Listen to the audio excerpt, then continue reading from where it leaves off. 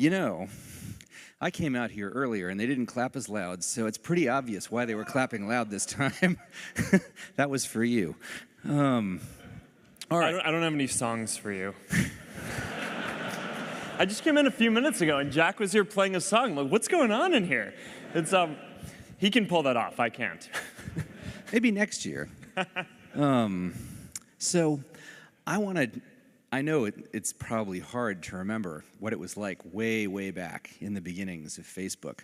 But that's where these guys are, in the beginnings. So I'm going to ask you questions about the early years, right?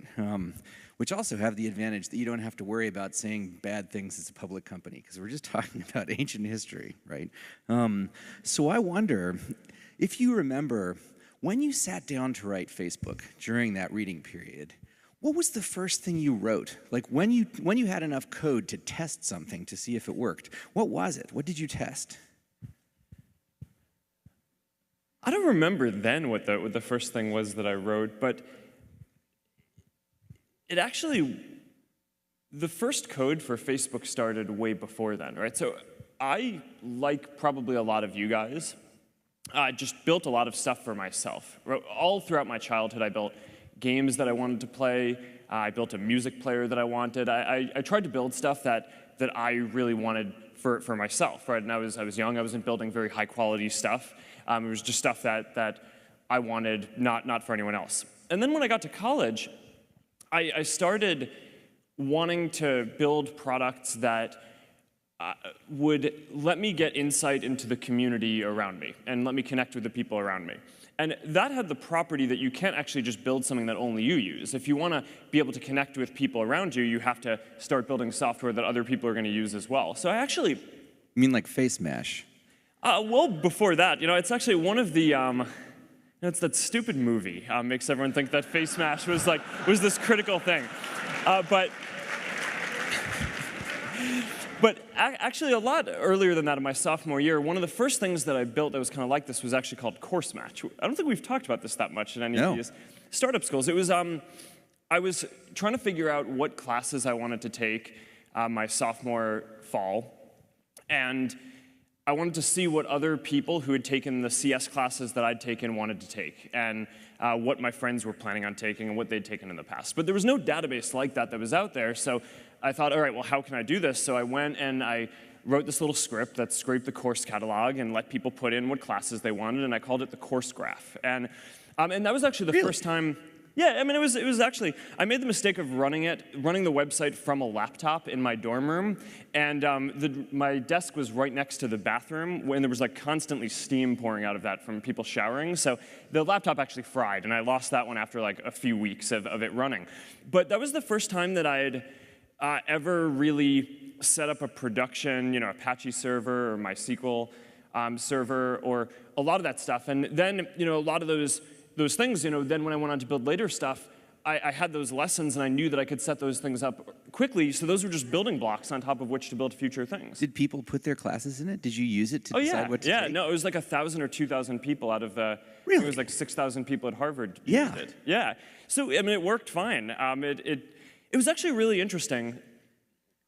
People spent so much time just clicking through the links of people to see what classes they were in, and then in the classes they clicked on people who were the roster of the people. And it was I thought it was going to be interesting, and I wanted to solve this problem, but it was actually just way more compelling. And part of my theory at the time was, I looked at all the other types of content that were out there on the internet, right? It's like you could search for any music or news or content or reference material that you wanted, but part of my theory at the time was that people were really missing from the internet, right? And there were no services like that. And that's why I built some of these services that went in that direction, but I still think people are largely missing from a lot of the software that we build, which is why I'm focused on building this development platform today as part of Facebook, so that way the next generation of software that the industry builds can just be more human.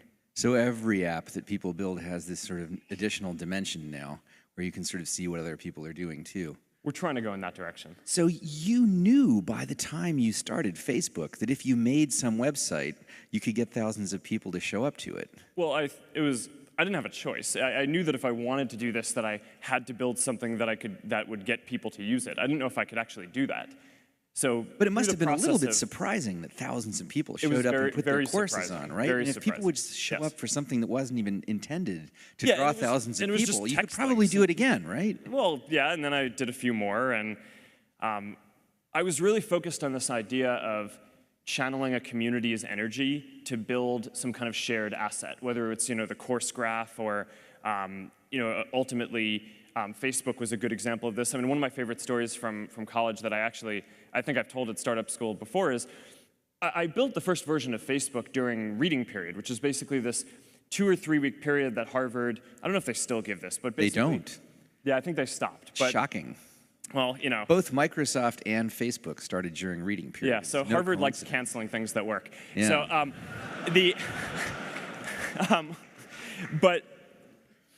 So basically, it's this period during January before your finals where you can ostensibly study for classes for your finals. And I took that period to write the first version of Facebook. I don't think I'd written any code for that project directly until really January, and then by the end of January, I was basically done with it. But then one day, I woke up a couple of days before this final for this class that I was taking called the Rome of Augustus. It was this lit in arts class, and the class was all about learning the historical significance of a bunch of pieces of art that were there. And for the final, they were just going to show some pieces of art from the class, and you had to write an essay on the significance of them. And I hadn't really gone to class all term. I just programmed.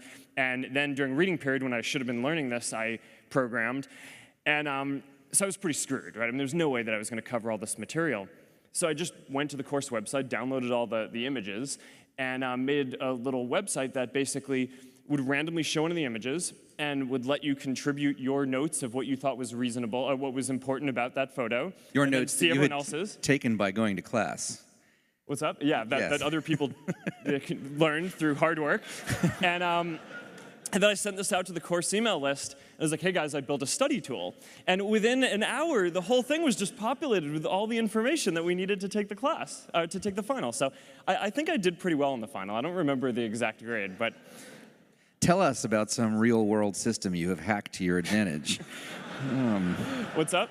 That's an answer. That's a question on the YC application form. We actually ask for people having done a trick like that. That would get our attention. Incidentally, if you ever want to do YC. Well, it's funny, the first couple times I met Mark, after all this time evaluating startup founders, I can't turn it off. So I'm like, the first couple times I met Mark, there would be this this side process running in my head saying, accepting him. And I would have to say, stop it, it's too late. Well, now we get to work together on other things. All right. No, I love it. I love it. So one of the things we talked about last year was how when you first launched Facebook, the first other colleges you expanded to were ones that had competing services. Mm-hmm. So I didn't ask you at the time, but I wonder now, why did you win? What was it that Facebook had that the competing services didn't? I think it was just this focus on real identity and the connections between people. But it goes back to this theme where before Facebook on the internet, you could find a lot of information about a lot of different types of content, but the thing that we as people care the most about, which is other people, right, around us, I mean, our brains are just wired that way, it wasn't there. And if you think about it, the reason is that that information about people isn't just out there on the internet to be indexed by some search engine, right? You can't just send a web crawler around and learn what's going on with people. You have to build tools that give people the power to share that content themselves. And that stuff didn't exist. And if you go back, most of the way that people interacted online was anonymous, right? And the idea at the time was that it was pretty scary to put your name and real identity online without the right privacy controls and without kind of the right community infrastructure. So I think that's a lot of what we built, was a framework where people would be comfortable sharing in that way. And I just think were people able to share less on these competing services? There were 3 universities you mentioned. Yeah, I mean, Stanford, Yale, and Columbia. Yeah, they each had different things. I think some of them were just, they gave people less ways to express content about themselves. None of them, I think, had a concept of connections, right? So one of the things that, if you think about friending, you couldn't friend people. Yeah, and if you think about friending today, one of the reasons why it's important is because you get the person's content in your news feed, right? And there was no news feed back then, right? So a lot of the reason that friending was good was just because you could put someone on your profile and say that you were connected to them. So just like people were more fascinated than intuitively it seemed like they should have been about looking and clicking through the classes that people were taking, a lot of people also just wanted to see who other people knew. There was nothing like that existed. So you had friending from the beginning. Oh, yeah. Yeah, that was a really critical piece. So the missing thing, real identity and connections. They had the nodes of the social graph, but not the arcs? Well, there was that, and I think there was less emphasis on real identity in the community. So some of these communities, just like you made it so that people could sign up with a pseudonym, which is fine. I mean, I think that there are lots of services that are good with pseudonyms, but if you're talking about mapping out a real community, then you want that. Why does it have its drawbacks? Have you ever seen the comments on Hacker News? I mean, I think if people were talking under their own names, they might be a bit more civilized. Well, but sometimes it goes both ways, though, right? I mean, a lot of the advantage of that is that people can be very critical, right? It's if you're always talking under your real name, there's often a social penalty for being critical. So it is more civilized, I think, but that may not always be the most productive thing. So you want a balance of these things. At the moment, I envy you. Well, we can talk after this about getting Hacker News converted over I know what Facebook you're about Connect. to say, yes.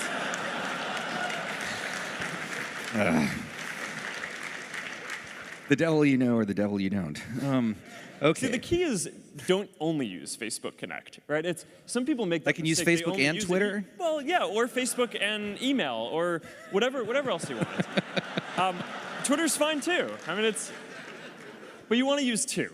All right. Now, this is a hypothetical question. All right. So if you hadn't started Facebook, like, for example, if Harvard had already canceled reading period, and you were... Or had actually kicked me out. Right, or they kicked you out for Face Mash. Face Mash, you asked this question before about would I have started Facebook without Face Mash. About the only thing that I got from Face Mash was I met my wife because of it. Because Harvard said that they were going to kick me out, and my friends really thought that they were going to kick me out, so they planned this going-away party for me, and I actually met my wife at that party. They didn't even wait for the ad board to decide before they had the going-away party? They were so sure? Yeah, my friends were just like completely positive that I was going to get kicked out of school. Actually, not only that, but my family was pretty confident that I was going to either get kicked out or drop out of school too. Before I started college, my little sister bet me that she would finish college before me. And my mom later told me that she always knew I was going to leave college. I was like, oh, thanks, Mom. So here's my hypothetical question. If you hadn't started Facebook, there would probably be something like Facebook now. Oh, yeah. Would it have to have been something that started out as a network for college students? Was that thermal so powerful that the winner would have had to be one of these college things? Or could MySpace have sort of morphed and grown and, become it? I don't think it had to be a college thing.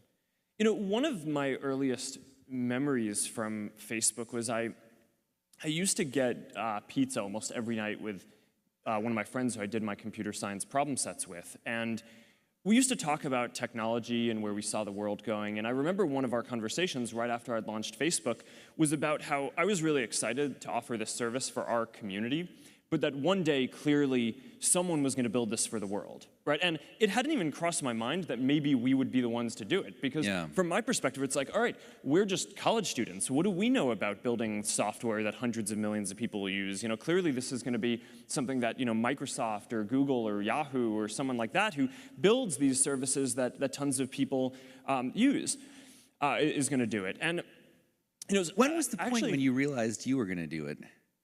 Like, how many schools did you have before you realized that this was probably it? It was probably later on when we went outside of college. But even up to the point where you had hundreds of colleges, you still thought some big company was going to come along and do this better? Well, not necessarily the college part, but I didn't know that we were going to be the people building the community to kind of connect everyone, right? So it's In retrospect, though, it was pretty obvious. No, not at all. I spent a bunch of time analyzing and reflecting on why it was that we were even able to do it, because like all reasons suggest that we shouldn't have been able to do it, right? Because all these other companies had way more engineering power and servers and time and money and all this stuff. And I actually think that this is a pretty instructive thing for anything that you want to go do, because this is the same property is going to be true for anything that you guys start, is that someone else is going to have more resources and be able to do it. The reason why I think we actually ended up being the ones doing it is because we just cared way more about it than everyone else, right? So there were always projects at some of these other companies that were these hobbies, but we always thought that it was this really important thing and really just like felt in our gut and our heart that we wanted to do it. And early on, there were always these skeptics saying that, oh, this can't be a business. We didn't actually care that much about it being a business early on. But a lot of the reason why bigger companies didn't invest in it was because it wasn't clear that there was a model that would work for it. It seemed like a bad idea. Yeah, and I actually think that that's true for a lot of the best ideas, where it is that it's not that someone else can't do it, they actually can, and the odds are stacked against you, but I think often that belief in the fact that you just care so much about what you're doing is the only thing that kind of drives you to do it. And to be honest, that kind of drives me to this day. I mean, one of the big emphasis points for the company right now is internet.org. And for a while we had this rallying cry of, can we connect 1 billion people? And when we started talking about that, we thought that was crazy, right? It was way bigger than any service in the world that had been built, and it was 10 digits long, right? It's like it felt crazy. We'd never get to that. But then the thing is, as we started to actually get closer to that, we took a step back and we're like, all right, well, our mission isn't actually to get 1 in 7 people in the world to be connected. It's we want to connect everyone. So it's a big issue that only around 1/3 of the people in the world have access to the internet, and that's something that we think that we can do something about. And similar to early Facebook, there's no business model around this. I mean, all the people who have all the money in the world, I mean, it's not necessarily a fair thing, are already the people who are on Facebook, right? It's in the first 1/7 of the world. But we just believe really strongly. It's like, this is what we are here to do. This is what our company cares about. I care about it. The team cares about it. Our culture cares about it. So we're just going to keep pushing on it. And I actually think a lot of the reason why great stuff gets built is because it's kind of irrational at the time. But so it kind of selects for the people who care the most about it doing it. Do you think there's anything about you, like a personal quality of yours besides sort of basic smartness and determination, that made you well suited to work on this project? I realize this requires some introspection. Yeah, I actually think determination is probably the biggest piece. It's so many things go wrong when you're starting a company, and often I think people ask, what mistakes should you avoid making? And my answer to that question is, don't even bother trying to avoid mistakes, because you're going to make tons of mistakes, right? And the important thing is actually learning quickly from whatever mistakes you make and not giving up, right? And I mean, there are things every single year of Facebook's existence that could have killed us or made it so that it just seemed like moving forward and making a lot of progress just seemed intractable. But you just kind of bounce back and you learn, and nothing is impossible. You just have to kind of keep running through the walls. So the biggest mistake is the sort of meta mistake of letting a mistake demoralize you. Do you think Facebook? No one knows better. Yeah. Do you think Facebook had a rougher time? Like, do you think it ran into more obstacles early on than typical startups? Because now you know a lot of other people who've started startups, and you've heard all the ghastly stories about what goes on behind the scenes. Do you think it was more of a shit show or less? Or about normal? Probably more. Yeah. And I mean, part of the reason was because I knew nothing when I got started. Right? I mean, you have to remember, I was 19 years old when I started Facebook, right? So I mean, probably like the same age or younger than most of you guys. I think you would be young for this audience, actually. And I knew nothing about business at all, right? And I didn't even think that I was starting a company. I actually remember when I first came out here for the summer with Dustin because we wanted to learn from Silicon Valley companies. I remember driving up the 101 and seeing all these great companies and thinking to myself, oh wow, these are such amazing companies. Maybe one day I'll start a company. And I'd already started Facebook, right? And it like hadn't occurred to me that was actually, so. How did you learn? How did you learn well, just to from a lot of the people? people around me. But there's so many mistakes that just come from not. I mean, like, I really knew so little at the time. I mean, like, when Peter Thiel came in to invest, one thing that he demanded was that all of the founders be on vesting schedules. And I didn't even know what a vesting schedule was. I'd never heard of that, right? So, I mean, part of the early conflict that I had with Eduardo, who's one of our founders who then left, was he was at Harvard with us. We kind of decided, okay, if we started a company, we'd divide the equity up this way. We hadn't heard of vesting schedules, and then he just bounced. He never moved out to California with us. So, so Peter was like, oh, all you guys have to be on vesting schedules. And we're like, oh, shit, now what do we do? Right, so, but it's fine. I mean, it's like that mistake probably cost me billions of dollars, but it's fine. You just, you move forward, and you can't, and it doesn't matter, right? I mean, you just kind of keep pushing forward, and that's how it goes. Yeah. How did you learn though? Like,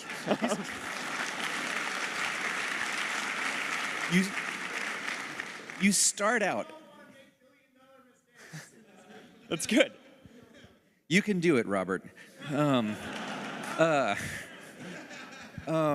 So you start out as a 19-year-old, right? And you have this website that's just like going through the roof. Ron was talking earlier about how very early on the graphs just were going up very steeply.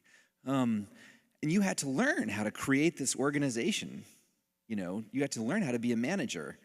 That's the next phase after you raise money and you have something that's growing. How did you learn how to manage people? Well, through a lot of mistakes. I mean, I don't think anyone is like naturally good at hiring out of the box, right? It's you have to learn. In each role, we probably went through multiple iterations before landing on a balance of a person that made sense. And the problem is made even harder by the fact that you don't need the same thing at each stage, right? So it's a moving target as well. But eventually, it's not just hiring, though. You have to somehow lead a group of people and get them all to work together, right? Yeah. It's very hard. Yeah, That's what you do now, right? You don't program much, probably, right? You spend all your time managing people. Yeah, well, only for fun. Now you're a management expert. No, absolutely not. You must be, right? Try telling that to my team.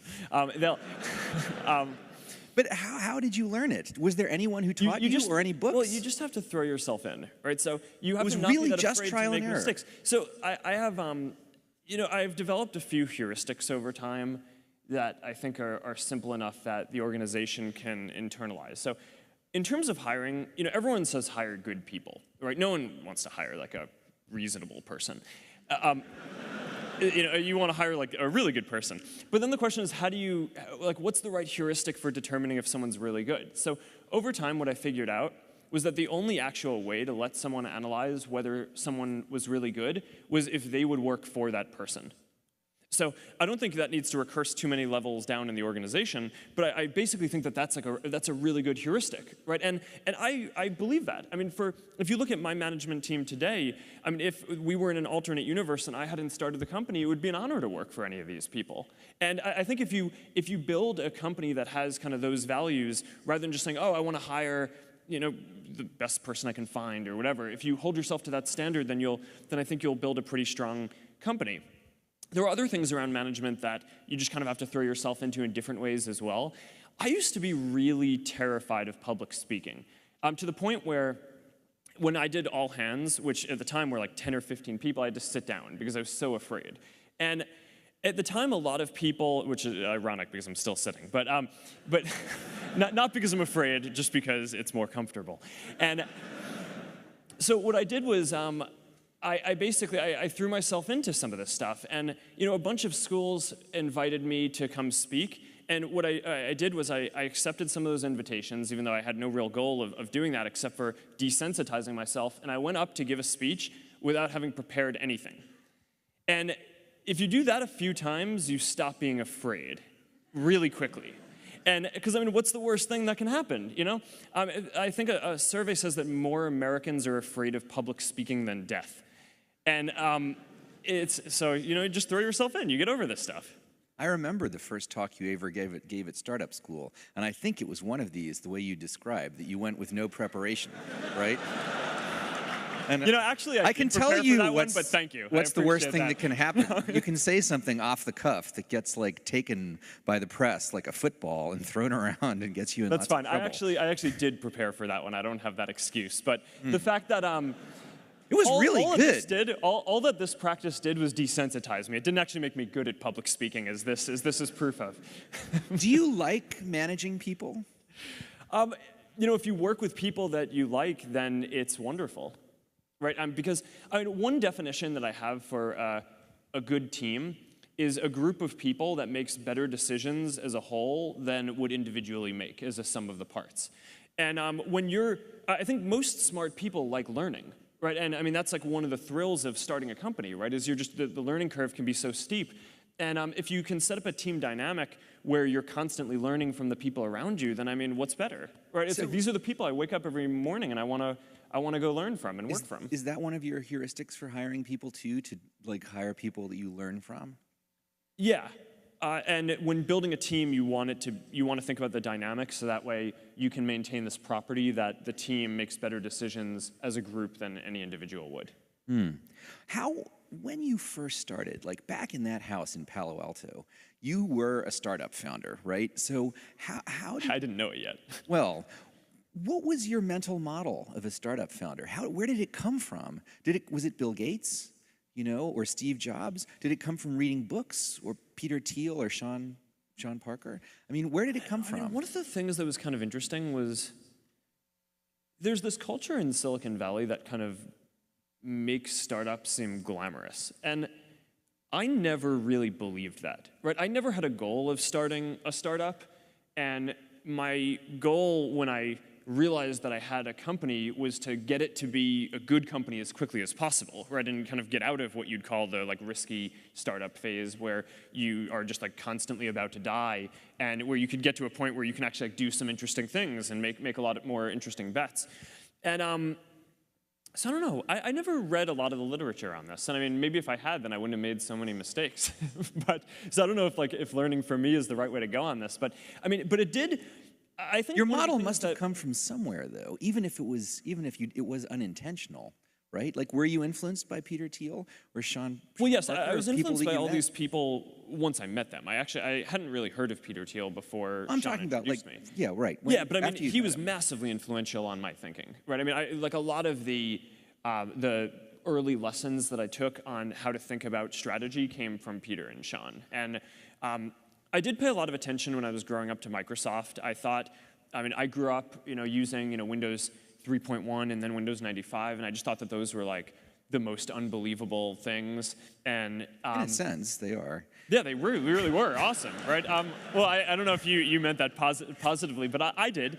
And I thought, building this ecosystem was really neat, and that kind of inspired me, right? In the way that they built a platform, I kind of thought, okay, well, maybe one day, the tools that I'm building can be part of a broader ecosystem as well. And I think that had kind of gotten lost from the Valley by the time that I got around to setting up Facebook as a company. I mean, Google and Apple to that point hadn't really created platforms. They then went on to create much better platforms than anything that was created on desktop with their mobile operating systems. But that was pretty influential for me. So was that idea of one day making Facebook into a platform sort of implicit all along? Was it always something you were mulling over? Or was it something that occurred to you after you had all these people, talking to one another? Well, turning Facebook into a platform was after that, but the idea that there should be some social platform was pretty early on, right? So between, Course Match and the Rome of Augustus thing and Face Mash and like all these things when I was at Harvard, it kind of became clear to me that a lot of the software that we use should have people at the center of it, right? And people want to learn about people. That's like a really core thing in our psychology. So I thought that, whether there was a central social network kind of at the core of that, or just like some kind of social libraries or API or something, that there needed to be something that made it so that was like a common framework that everyone could use to develop. You mentioned earlier that Peter Thiel and Sean Parker both influenced your ideas about strategy. Can you remember a particular strategic insight that you had early on? And it's probably, the statute of limitations for competition is probably passed now. There's probably stuff you can say about some insight that you had early on, and you thought to yourself, "Ah ha ha! Nobody else knows this except us." But we have this great trick. Do you remember any of them? Well, Peter Thiel was really focused on network effects, and he had this model that I think is right for making decisions that as the complexity of the company grows, every day you're going to be faced with 100 things that you could potentially go do, and your job is to pick the one thing that actually matters, Because out of those 100 things, it's really only actually going to be 1 or 2 things that actually matter. And that was pretty informative to me at the time, because I had intuitively, like I had a lot of some self-direction intuitively, but as soon as I started getting all these people around me who all had reasonable perspectives on things, it was very hard for me to balance that. And Peter was always very useful for that. We were focused. He was good at saying, here's the one thing that matters. Like, focus on the one thing that matters. Well, partially that, and partially just the meta lesson of figure out the one thing that matters and do that. But do you remember what the one thing that mattered? Like, if someone had asked connecting everyone as quickly as possible. Because, I mean, network effects were a massively important part of this. One of the stories. So when you say connecting everyone as quickly as possible, you don't mean specifically getting more signups. You mean getting people to friend one another faster. Yeah. Well, how did you do that? Well, we built a lot of tools to enable people to do what they already wanted to. Right? You can't like push uphill on this stuff, right? We were solving a problem that people had, and we just needed to remove as much friction as possible. But there was a pretty early, funny sequence where there was actually this company in 2005 that got started that was called College Facebook. It was like an exact clone of us, and it even had the same name, right?